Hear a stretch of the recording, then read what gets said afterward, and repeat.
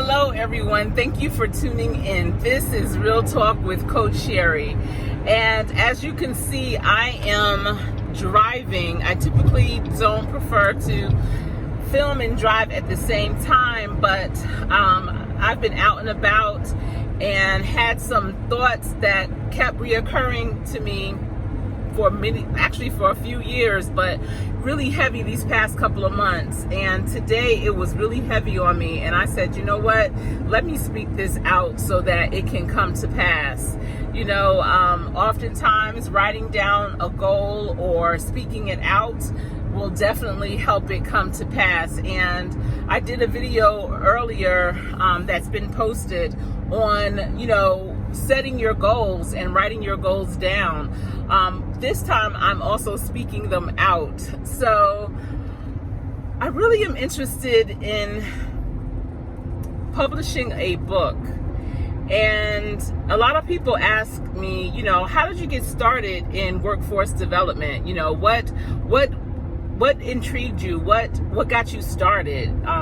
I know back when I went to college, it wasn't a major. It wasn't anything that was even a word. It wasn't a buzzword or anything like it is today. But I really have been involved with workforce development since the age of 13. Having grown up in a brick and mortar business, I started hiring and firing my first employees at the age of 13. It was funny because they were a lot of times grown men, but my parents groomed me early to be an entrepreneur. But in doing that, I also had to train new employees. I also was over our apprenticeship program that my town had. They were aligned with a local high school. The high school was actually a Jewish high school, and we had 2 apprentices, and I had to create what they were going to learn and their schedule and all those types of things. They were the same age as me, but it was interesting. But I don't really look at getting started with workforce development then. And even, I've worked in corporate America right out of college and have businesses with my husband where, I've been the CFO, director of marketing and sales, strategist, upfitting businesses, just doing a lot regarding business and with employees and developing them and professional development. But I still didn't consider that workforce development. It really wasn't until my mother was diagnosed with ALS, and even after that, when I became her primary caregiver, was when I had to shift how I was doing things. As her primary caregiver, I could never leave her for more than a couple of hours, and it wasn't every day. It was once in a blue moon. It was a life-changing experience for all of us, for my family, for my parents, for everyone. My family and I literally stopped our world to care for my mother, to give her the care that she deserved. And in doing so, I learned so many valuable lessons, my last life lessons from her. Things that she's told me my entire life that actually came to pass because I had to really exhibit the things that she always knew was in me. And it actually made me so much more of a stronger person. I actually became more compassionate, more patient during that time. And I realized that I was learning some really valuable lessons, some valuable skills in caring for my mom during that time. And I started to blog. So I have a blog on WordPress called ALS Caregiver, and I documented the journey of caring for my mother.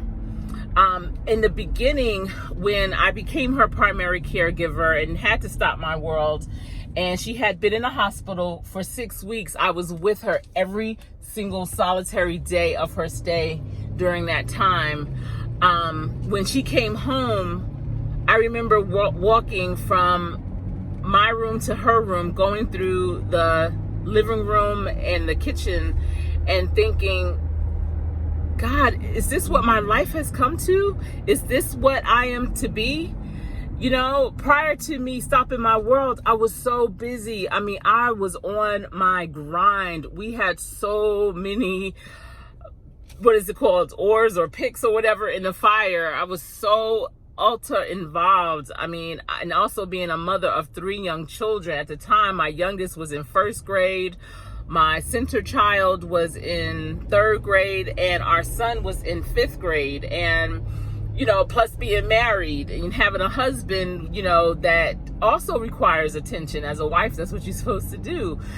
And, it was just a lot. But even with that, being that I knew I had to be with my mother basically 24/7, and I couldn't imagine what I could do. I couldn't do much out of the home. So I remember looking up into the sky, God, is this what it is, And it wasn't that I was angry. It was just, I was just wondering, is this what is happening? Is this real life for me now?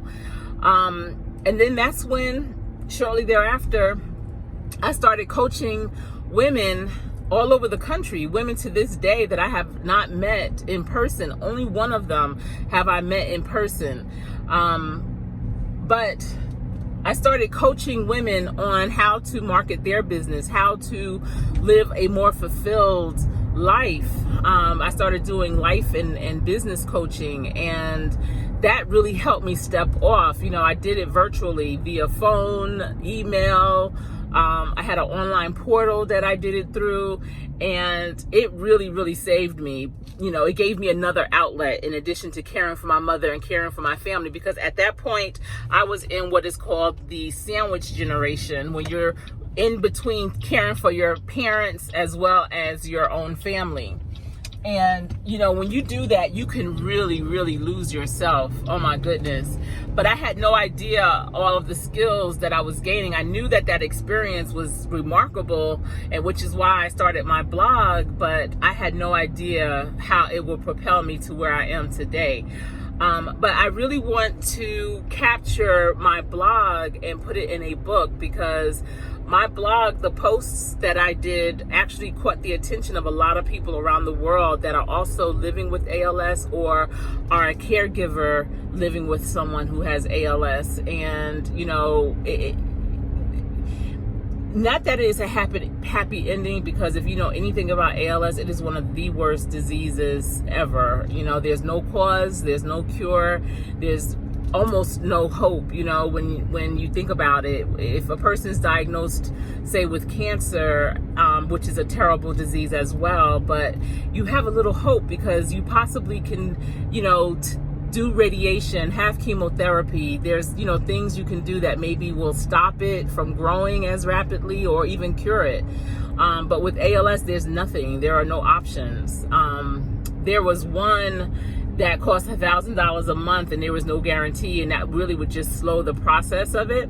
I always equate ALS as, you're behind a 18-wheeler and you literally with your bare hands are holding the rear bumper, trying to keep it from rolling down a hill. And it gets momentum at some points, but it keeps going. And that's how it is as it deteriorates the person's body. Their mind stays, but their body, oh my goodness, y'all, it's really something to experience. It really is. But I captured it in my blog, and I want to compile it and really go even more in depth with the stories of my experience in a book form. But I say that it led me to the career that I'm in now because, after my mother passed, I became involved with the Chamber of Commerce, and I started teaching classes on how to market your business on Facebook to local businesses. And I also did marketing for local nonprofit organizations. And at one of the Chamber of Commerce meetings where a former governor of Virginia was, and he was speaking, and I had stood up to ask him a question really on, the lack of care that was available for my mother as she lived with ALS, even though she had amazing insurance and we had money to spend. She wasn't able to receive it. And, after that, the director of workforce development from the local community college came up to me. And I mean, I remember this so vividly, but she came up to me and just, meanwhile she was in line, because there were so many people in line waiting to ask me questions regarding my experience with my mother, but she came up and she opened up a brochure. And when she opened the brochure, she told me who she was and said, I heard you introduce yourself, and I wanted to know, with these courses, which one can you teach? She gave me my first teaching opportunity, to teach 4-hour workshops on workforce development to the community, to the students at the community college, to the underemployed, to the unemployed. And forever I am grateful to her, because she opened up so much and so many opportunities for me. And it was just like I was able to put everything that I knew that I've been doing for one-offs, one-on-one opportunities. And she gave me a classroom. She gave me mini classrooms, because they had 10 workforce development sites across their 59 campuses for that particular community college. And I was able to teach at every last one. I was even able to go into businesses to do rapid response training. It was just an incredible experience. But long story short, my goal is to write a book, is to compile all of my blogs and put them in a book. That is my goal, and I will do that. I'm going to give a date. I'm going to do that by April 16th, which is the day that my mother was born. I think that would be a lovely birthday present for an amazing woman. She was a pioneer, and I am so proud to be her daughter, and I was much more honored to be able to give her the care that she deserved in her last days of living on this earth. Even though it wasn't days, it was months. Oh, it was a journey, but I am honored to have been able to do that. At any rate, everyone, this has been Real Talk with Coach Sherri. Thank you so much for tuning in. If you found any nuggets in this message, be sure to like and subscribe. And thank you to my new subscribers to my channel. And please continue to tune in. Until next time, stay safe.